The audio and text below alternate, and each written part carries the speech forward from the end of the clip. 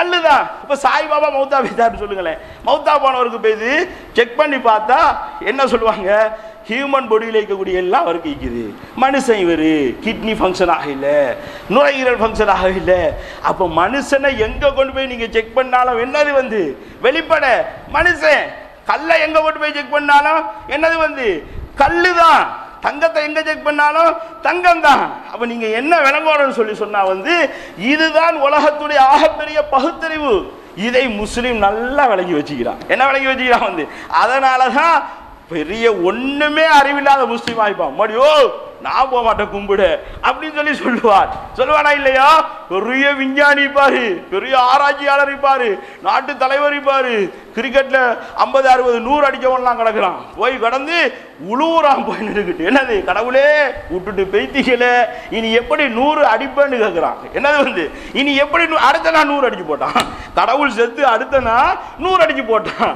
அப்ப நாம என்ன விளங்கணும்னு சொன்னா சகோதரர்களே, பாவி முஸ்லீம் அவனுக்கு கூட தெரியும். இதனால தான் அல்லாஹு தாலாவுடைய தூதர் சொன்னாங்க, தௌஹீதுல வாழ்ந்து மரணிக்க ஒரு மனிதர் எல்லா பாவத்துக்காகவும் எரிக்கப்பட்டு அந்த தௌஹீதை ஏற்றுக்கொண்டதற்காக வேண்டி அல்லாஹு தாலா அவருக்கு சொர்க்கத்தை கொடுப்பான் என்று சொன்னாங்க. சுப்ஹானல்லாஹ். என்னத்துக்கு இப்ப நீங்க கேளுங்க, கிறிஸ்தவனை ஏன் அல்லாஹ் நரகத்துல போடுறான், ஏன் இந்துவை போடுறான், பௌத்தரை போடுறான், அவங்களுக்கு தெரியாது தானே அப்படின்னு நீங்க கேட்கலாம். இப்ப அல்லாஹ் பைபிள் எடுத்து காட்டுவோம். இந்தா பாரு உன்னோட பைபிள்ல இப்படி வசனத்தை நான் வைத்திருந்தேன், இந்தா பாரு உன்னோட பகவத்கீதையில இப்படி வைத்திருந்தேன். என்ன சொல்லுவாங்க, ஃபாதர் எங்களுக்கு காட்ட இல்லை, ஒரு 2-3 வசனங்கள் அப்படி எடுக்கிறது, இதை மட்டும்தான் உபதேசமாக கொடுக்கிறது, இதை மட்டும்தான் பார்க்கணும். சில ஜமாத்துகளில் சொல்லுவாங்களே, இந்த 2-3 புஸ்தகத்தை வேற புஸ்தகத்தை பார்க்காதீங்க, பார்த்தா வழி தவறி போயிருங்க, வழி தவறி இல்லை நம்மளை விட்டு ஓடிடுவீங்க. அதுக்காக வேண்டி தான் அதை சொல்றாங்க.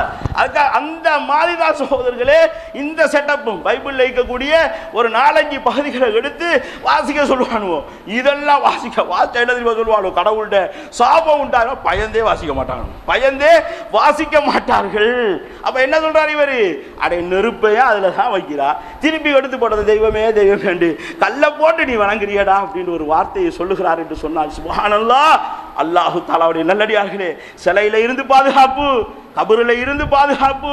அல்லாஹ் ஒருவனை மாத்திரம் தான் வணங்கணும்னு சொல்றோம்.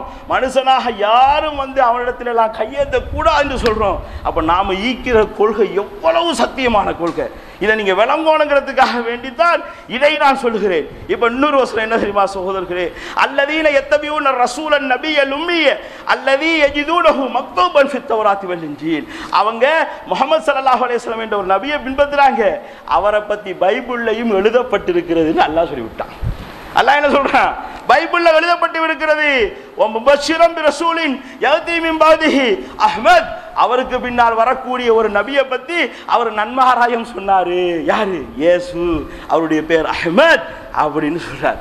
இப்ப பாருங்க, அவரு இந்த டிகிரி சிலுவையில மறைகிறதுக்கு, சிலுவையில மறைய இல்ல அடிக்க போறாரு. அவங்களோட வாதப்படி சொல்றாரு பாருங்க, நான் பிதாவை வேண்டிக் கொள்வேன், என்றைக்கும் உங்களுடைய கூட இருக்கும்படியாக சத்திய ஆவியாகிய வேறொரு தேற்றரவாளனை அவர் உங்களுக்கு தருவார். அப்ப இவர் ஒரு தேற்றரவாளன் மனுஷனாகிறாரு, என்ன மாதிரி இன்னொரு மனுஷன் அவர் தருவாரு.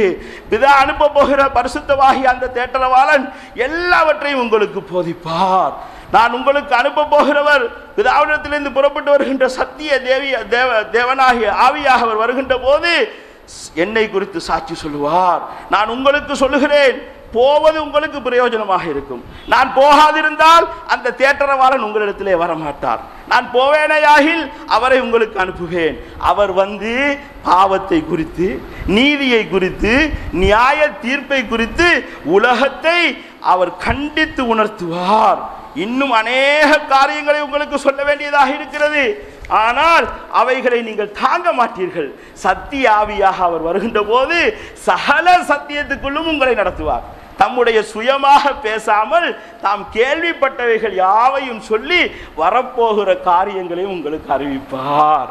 அவங்க என்னது வேறொரு தேட்டரவாளன், என்ன மாதிரி ஒரு மனுஷன். இப்ப என்ன கிறிஸ்தவ உலகம் சொல்லுதுண்டா, இது யாருன்னு ஒரு கேள்வியை கேட்டா சொல்லுவாங்க, பவுல் அடிகளார் தான் அப்படின்னு ஒரு வார்த்தையை போடுவாங்க.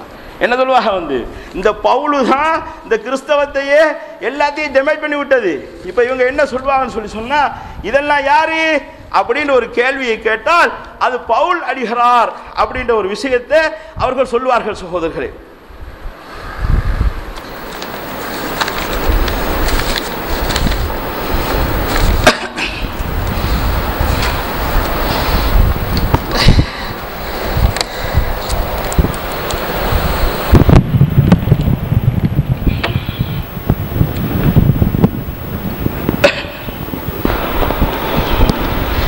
ஆனா அவர் சொல்லக்கூடிய விஷயத்தை பாருங்க, பவுல் சொல்லக்கூடிய விஷயத்தை நீங்க பார்த்தீங்கன்னு சொன்னா அவர் சத்திய ஆவி இல்லைன்னு விளங்குறீங்க. அவர் என்ன சொல்றாருன்னு சொன்னா, நான் சொல்லுகின்ற ஒரு வார்த்தையின் ஒரு பொய்யின் மூலமாக தெய்வத்துக்கும் கடவுளுக்கும் கர்த்தருக்கும் ஒரு மரியாதை உண்டாகுமாக இருந்தால் என்னை ஏன் பொய்யன் என்று நீங்கள் தீர்ப்பானேன் ஒரு வார்த்தை சொல்றாரு. அப்ப என்னவா, உலகத்திலேயே பொய் சொல்லி ஆள் பிடிக்கலான்னு சொன்ன ஒரே ஒரு மார்க்கம் என்னது? கிறிஸ்தவ மார்க்கம். நம்ம மார்க்கம் என்ன சொல்லுது? என் மீது யாராவது ஒரு விஷயத்தை பொய் சொல்லி சொன்னா அவன் தங்குமிடத்தை நரகமாகி கொள்ளட்டும் அப்படின்னு சொல்றாரு. இவர் என்ன சொல்றாரு? நான் உங்களை வழி திருப்புவதற்காக வேண்டி யூதர்களிடத்திலே இருந்து பணம் வாங்கி உங்களுக்கு நான் மார்க்கத்தை போதித்தேன். அப்ப பவுல் யாரு? யூதன். இவர் முந்தி கிறிஸ்தவர்களை கொண்டு போட்டு யூதர்களுடைய செட்டப்பு சல்லியை வாங்கிட்டு வந்தார். நீங்கள் கிறிஸ்தவனாக இருந்தால் நான் கிறிஸ்தவன், நீங்க யூதனாக இருந்தால் நான் யூதன். அட்ஜஸ்ட்மெண்ட் சொல்லுவோமே, ஆகப்பெரிய அட்ஜஸ்ட்மெண்ட் இவர்ல தான் இருந்தது. இந்த பவுல்கிட்ட தான் ஆகப்பெரிய அட்ஜஸ்ட்மெண்ட் இருந்தது. சந்தர்ப்பவாதியாக இருந்தாரு. அப்ப இவர் என்ன சொல்றாரு?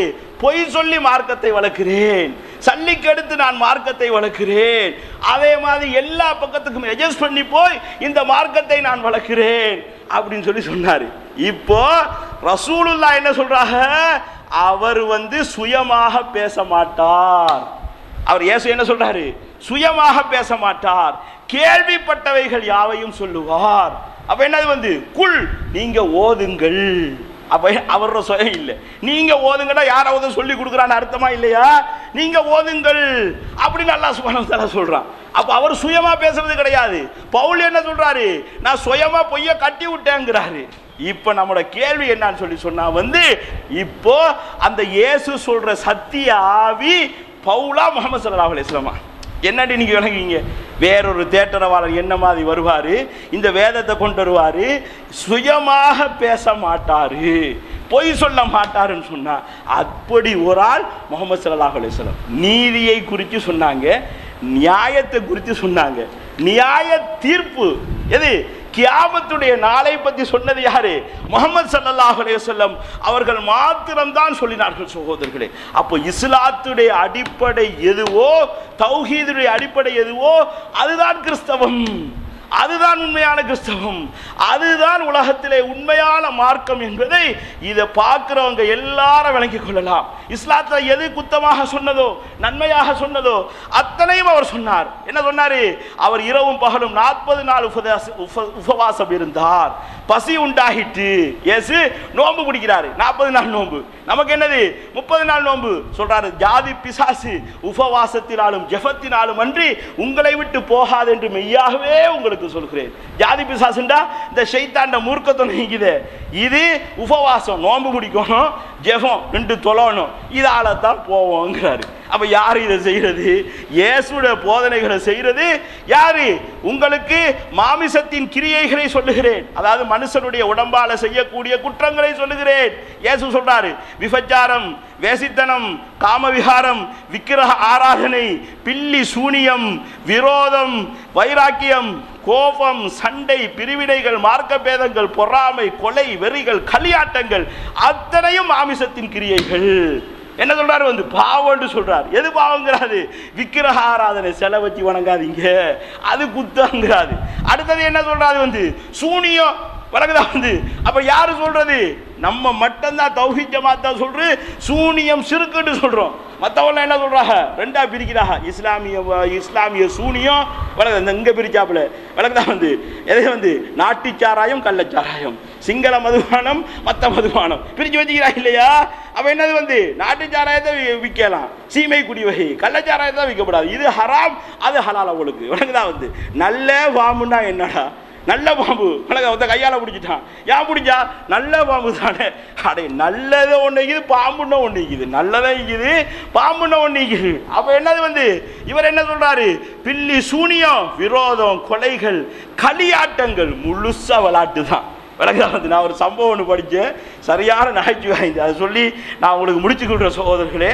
விளக்குதான். ஒரு மதுபானம் குடிக்கக்கூடிய ஒருவர் வெசக் இந்த லீவுக்காக வேண்டி மதுபான கடையெல்லாம் மூடிட்டாங்க. இவர் ஒரு பௌத்தர். அப்போது 5 நாள் மூடினா சரியான துக்கம் இவருக்கு. குடிக்க ஏழையில் கடையெல்லாம் மூடிய தொடர்றதுக்கு பிறகு போகிறாரு. வைத்து கோவத்தில் வாங்கி ஃபுல்லாக மதுபானத்தை குடிக்கிறாரு. குடிச்சிட்டு வாராரு. வந்து பார்த்தா புத்தருடைய சிலை விற்கிது. பார்த்து சொல்கிறாரு, அடே நீ பிறந்த நாளும் குடிக்க இயலாது, எங்களுக்கு உனக்கு பரிநிர்வாணம் நீ அடைஞ்ச நாளும் குடிக்க இயலாது, நீ செத்த நாளும் எங்களுக்கு குடிக்க இயலாது, எல்லா நாளும் பூட்டி பேசுகிறாரு. திரும்பி பார்க்குறாரு, அங்கிட்டு ஏசுநாதர் இருக்கிறாரு அவர் சிலையில். இவரை பாரு, பிறந்த நாளைக்கும் குடிக்கலாம், அவர் சிறுவையில் அரைஞ்ச அன்னைக்கும் குடிக்கலாம். விளக்குதான். அவர் இறந்த நாள் எல்லாத்துக்கும் அவருக்கு குடிக்கணும். உண்மையிலேயே சிலுவையில் அரைஞ்சிக்கணும் அவரை இல்லை, ஒன்றை தாண்டி போயிட்டான். விளக்குதான். சிலுவையில் அரைஞ்சிக்கணும் அவரை இல்லை, ஒன்றை தாண்டி வைத்தாங்க. அப்படி ஒரு சம்பவத்தை போட்டிட்டாங்க. அப்போ சகோதரர்கள் நான் என்ன சொல்கிறேன்? களியாட்டம் அவர் சொல்கிறார் பாவண்டு, அத்தனையும் அவர்கள் செய்வார்கள்.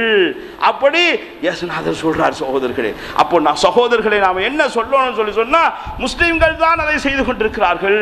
இன்னொன்று சொல்கிறார் பாருங்க, எனக்கும் உங்களுக்கும் கை கொள்ளப்பட வேண்டியான ஒரு உடன்படிக்கை என்னவென்று சொன்னால், பிறக்கும் சகல ஆண் பிள்ளைகளுக்கும் விருத்த சேதனம் பண்ணப்பட வேண்டும். என்ன சொல்றாரு? சுன்னத்து செய்ய வேண்டும். ஒரு ஸ்திரீ தன்னுடைய மரியாதையை காப்பாற்றுவதற்காக வேண்டி தன் தலையை முக்காடிட்டுக் கொள்ள வேண்டும். முக்காடிட்டுக் கொள்ளாத எந்த ஸ்திரியும் தன்னுடைய தலையை கனவீனப்படுத்துகிறாள். சுப்ஹானல்லாஹ். யாருக்கு? கண்ணியமான பொம்பளைன்னு சொல்லி போட்டு யாருக்கு கொடுப்பாக?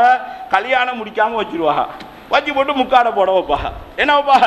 முக்காடை போட்ட வச்சு என்ன சொல்லுவாங்க? சொர்க்கத்தில் மேரிக்கு உவெல்லாம் ஊழியர்கள் ஆகிப்பான்னு சொல்லி போட்டு மூடி வைப்பாங்க. அப்போ அவ்வளோ மட்டும் தான் கண்ணியமானவ, அவ்வளோ பஞ்சாதியை திறந்து விடுவாங்க. அப்போ பஞ்சாதி ஒழுக்க கட்டவ அப்படிங்கிறத நீ சொல்ல வரா. அப்போ நீ என்னது? மார்க்க என்ன சொல்லுது? சுன்னத்து செய்யறது மார்க்கண்டு இயேசு சொல்றாரு.